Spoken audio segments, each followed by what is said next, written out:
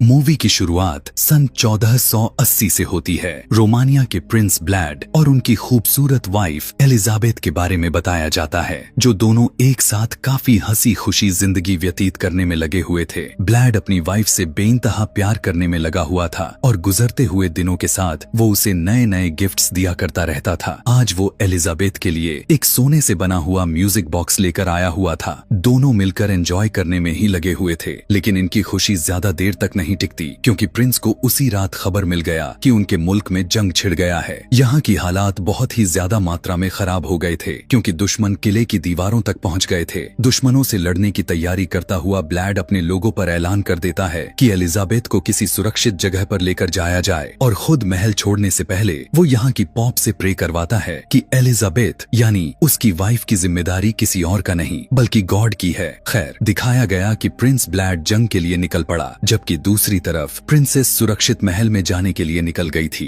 हमें दिखाया गया कि जंगल से निकलते हुए एलिजाबेथ घोड़े पर सवार थी और उसके साथ उसके प्रोटेक्शन के लिए कुछ और भी सोल्जर्स थे, लेकिन दुश्मनों को पहले ही एलिजाबेथ के खुफिया रास्ते और उनके महल के बारे में बहुत ही शातिर तरीके से मालूम था। दुश्मन पेड़ पर छुपा बैठा हुआ था और इनके आते ही एलिजाबेथ के ऊपर हमला कर देता है। एलिजाबेथ तो हमले से बच गई थी, लेकिन उसके दो सोल्जर्स घोड़े से नीचे गिर गए। जैसे ही उसे खतरा महसूस हुआ तो वो फौरन से आगे भाग जाती है। इधर जंग का सीन दिखाया गया। ब्लैड अपने सैनिक के साथ मिलकर दुश्मनों का रास्ता रोकने के लिए एक प्लान बनाया और किले की दीवारों के आसपास बहुत सारे तेल का बैरल्स लाकर उन सभी को आग लगा देता है। बैरल्स के ऊपर आग लगते ही उस जलती हुई बैरल्स को ये लोग पीछे की तरफ धकेल देते हैं। बैरल्स जब दुश्मनों की तरफ गए तो दुश्मन डर कर आग से भागने लग जाते हैं और किलों के दीवारों से जल्दी से दूर हट जाते हैं, जिसके बाद इनके बीच काफी दर्दनाक वाली जंग छिड़ जाती है। ब्लैड के आर्मी दुश्मनों की तरफ आगे बढ़ते हुए बचे हुए दुश्मनों के साथ लड़ना शुरू कर दिए थे। लगातार तलवार पर तलवार चलते चले जाते हैं। लोगों के सर कलम हो जाते हैं। लोग काफी बेदर्दी से मारे गए। बहुत से लोग गिरते हैं। जंग का मैदान कुछ ही देर में खून की नदी बन जाता है। आखिर प्रिंस ब्लैड और उसकी फौज दुश्मनों पर भारी पड़ जाती है। ब्लैड का प्लान बहुत ही कमाल का था। कुछ देर के बाद प्रिंस ब्लैड और उसकी पूरी आर्मी अपने दुश्मन का सर अपने नेजे पर लगाकर अपने दुश्मन के महल के सामने पहुंच जाते हैं। इससे पहले कि वो अपने जीत का जश्न मनाते, ब्लैड को खबर मिलती है कि एलिजाबेथ पर हमला हो गया है। ब्लैड सब कुछ यहाँ छोड़ छाड़ कर एलिजाबेथ के पास भाग गया, जबकि दूसरी तरफ दिखाया जाता है कि एलिजाबेथ दुश्मनों से बचने के लिए अपना रास्ता बदल चुकी थी। दिखाया गया कि वो एक बर्फीले एरिया में चली गई थी, बिना सोचे समझे कि आगे आखिर क्या खतरे हो सकते थे। वो काफी तेजी के साथ बस अपना घोड़ा दौड़ाए जा रही थी। जिस एरिया में इस टाइम एलिजाबेथ थी, इस एरिया को फॉरेस्ट ऑफ वुल्फ्स का नाम दिया गया था, क्योंकि वहाँ पर बहुत सारे वुल्फ्स यानी भेड़िए रहते थे, जिनको पकड़ने और मारने के लिए बर्फ के नीचे बहुत सारे ट्रैप्स भी लगाए गए थे। एलिजाबेथ के फौजियों के घोड़े इन्हीं ट्रैप्स में फंस कर गिर जाते हैं, लेकिन एलिजाबेथ अपने आप को दुश्मनों से बचते बचाते हुए आगे भागती रहती है। फिर आखिर में जाकर उसका भी घोड़ा जाल में आ फंसता है। घोड़े के साथ वो जमीन पर गिर जाती है। दुश्मन उसे आसपास से घेर लेते हैं और ठीक उसी वक्त पर ब्लैड उसे बचाने के लिए यहाँ पर पहुँच जाता है। ब्लैड उसके बिल्कुल करीब ही पहुँचने वाला था, लेकिन ब्लैड का घोड़ा भी उसी ट्रैप में फंस गया। ब्लैड ने तेजी दिखाते हुए घोड़े से जंप किया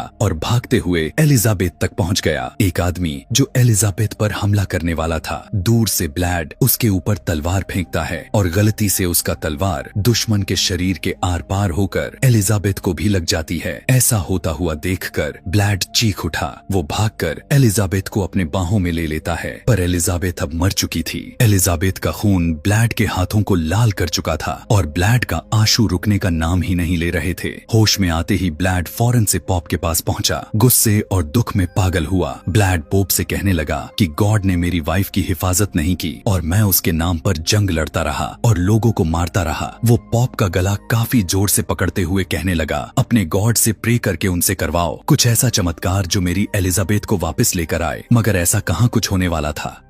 पॉप भी चुप खड़े रहे तो ब्लैड अब गुस्से से आग बबूला हो जाता है और उनके पास ही पड़ा हुआ क्रुसिफिक्स उठाकर उनके पेट में स्टैब करते हुए उनका जान ही ले लेता है। जिसके बाद वो ऐसी भयानक हंसी हंसा हुआ था कि सब उसकी हंसी से डर चुके थे। काफी जोर से चिल्लाते हुए उसने कहा कि अब मैं गॉड को नहीं मानता। इसी टाइम पर तेजी से हवा चलती है और हम जीसस के स्टैचू के आंखों से खून के आंसू बहते हुए देखते हैं। ब्लैड एक और बार पागलों की तरह हंसता है और उसकी हंसी से डरकर उसके खास लोग उसे खींचकर चर्च से बाहर ले जाते हैं। इस टाइम में बताया जाता है कि अब ब्लैड इंसान नहीं रहा था। वो काफी अच्छे से जानता था कि हर अच्छी सोल को सदियों बाद ही सही लेकिन दोबारा इस दुनिया में आने का मौका मिलता है और अब उसने फैसला कर लिया था कि वो अपनी वाइफ की दोबारा इस दुनिया में आने का इंतजार करेगा। अब सीन कट हो जाता है और 400 साल बाद हमें फ्रांस का सीन दिखाया जाता है। एक चर्च में हम एक साइकिक डॉक्टर को देखते हैं जो पृष्ठ से एक खास तरह के पेशेंट के बारे में बात करने के लिए आए हुए थे। डॉक्टर समझ नहीं पा रहे थे कि आखिर उस पेशेंट को क्या बीमारी है और इस पेशेंट का ठीक होना बहुत ज्यादा जरूरी था क्योंकि वो पेशेंट क्वीन ऑफ इंग्लैंड की भतीजी थी और क्वीन ऑफ इंग्लैंड उसके लिए बहुत ज्यादा परेशान भी थी। पृष्ठ उस पेशेंट से मिलने के लिए हॉस्पिटल आते हैं। मेंटल हॉस्पिटल में आने के बाद ये सभी एक सीक्रेट दरवाजे से होते हुए एक टनल में जाते हैं। आए हुए पृष्ठ को एक पेशेंट मारिया से मिलवाया जाता है। डॉक्टर पृष्ठ को मारिया की हिस्ट्री बताते हुए कहने लग गए कि उसने चर्च में जाकर कुछ ऐसा किया था जो उसे बिल्कुल भी नहीं करना चाहिए था और उसकी ऐसा करते ही वो सीधा हिस्टीरिया में चली जा चुकी थी। दरअसल उसे एक ऐसी मेंटल बीमारी हो चुकी थी जिसकी वजह से वो अपने कंट्रोल से बाहर हो चुकी थी। उसके इलाज के लिए जब उसके रिकॉर्ड्स को मंगवाया गया तो एक अजीब बात पता चला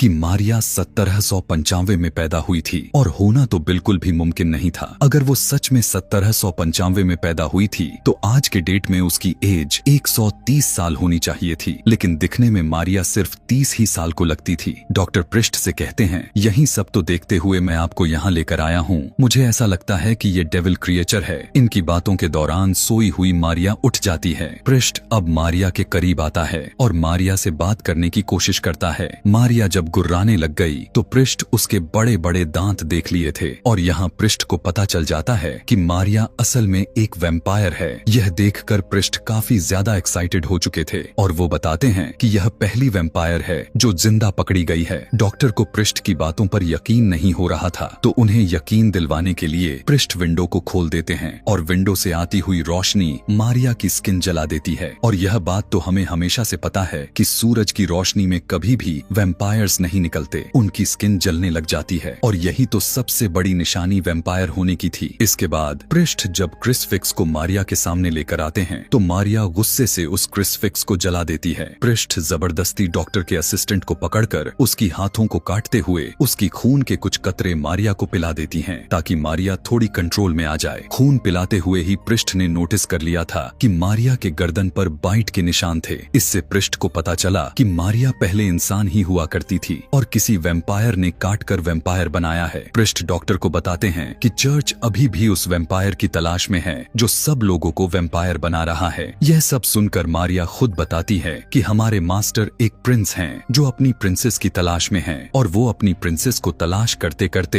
एक दिन यहाँ भी जरूर आएंगे। सीन शिफ्ट करके दूसरी तरफ हमें जोनाथन नाम के एक आदमी को दिखाया जाता है जो किसी दूसरे शहर में आया हुआ था। इस शहर में पता नहीं क्यों लोग आने से डरते थे। उसका कैरेज वाला भी उसे आगे जाने से मना कर दिया और कहने लगा कि यहाँ पर भेड़िए राज करते हैं, मैं तो आगे नहीं जाने वाला। भेड़ियों से बचने के लिए वो उसे एक मशाल दे दिया और उसका सामान को भी वहीं पर फेंक दिया। इससे ज्यादा अजीब बात तो तब हो गई थी कि वो उसे एक क्रुसिफिक्स भी देता है। हालांकि भेड़ियों से बचने के लिए उसे किसी क्रुसिफिक्स की जरूरत नहीं थी। खैर, जोनाथन अपने मंजिल की तरफ जाने लग गया। उसे किसी महल के अंदर प्रवेश करना था जिसके अंदर जाते ही एकदम से इस महल का पिछला दरवाजा अपने आप ही बंद हो जाता है।